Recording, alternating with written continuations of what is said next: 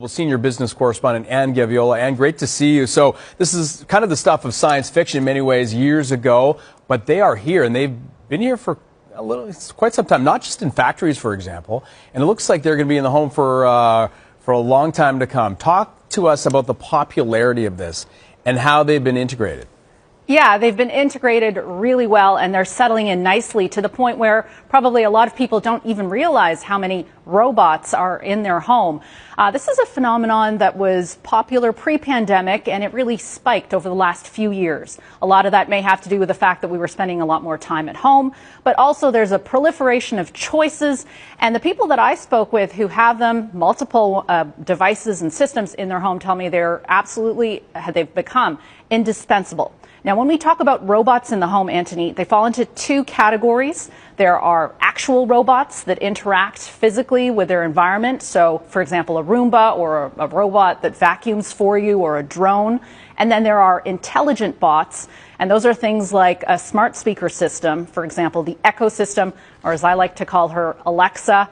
And the people that I spoke with who have them in their homes, ranging from tech enthusiasts to people who say they don't know very much about tech at all, say that, they've become something that they rely on every single day, whether it's their kids using them as help for homework instead of going to a screen, helping them manage their grocery lists or play music. The list really goes on and on and on. And it's interesting as well because this is kind of just the beginning of all this, and you wonder where it could go in the future. But when you talk about the convenience, that is one thing. There's a flip side to that coin, isn't there? Talk about the data that these devices collect about all of us. Right. So these are systems that are within our homes, and they know us on a very granular level, whether it is the layout of your home or they're learning from us and adjusting to our habits, our preferences. In some cases, they know your schedule. I like to joke, Anthony, that probably in some cases they know you better than your partner. And one thing that I can tell you is that in my conversations with experts in the fields of automation, robotics, and artificial intelligence, they all tell me the same thing, and it is that public policy has really been left in the dust when you compare that to how this technology has developed by leaps and bounds.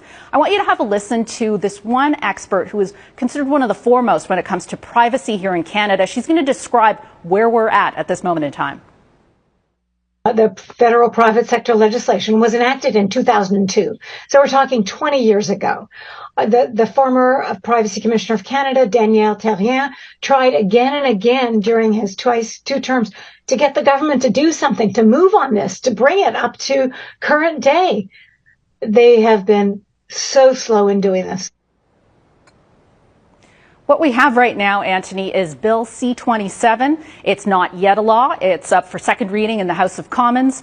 And essentially, in the meantime, we have the honor system with big tech companies in terms of what they are telling us that they're going to do to protect our privacy.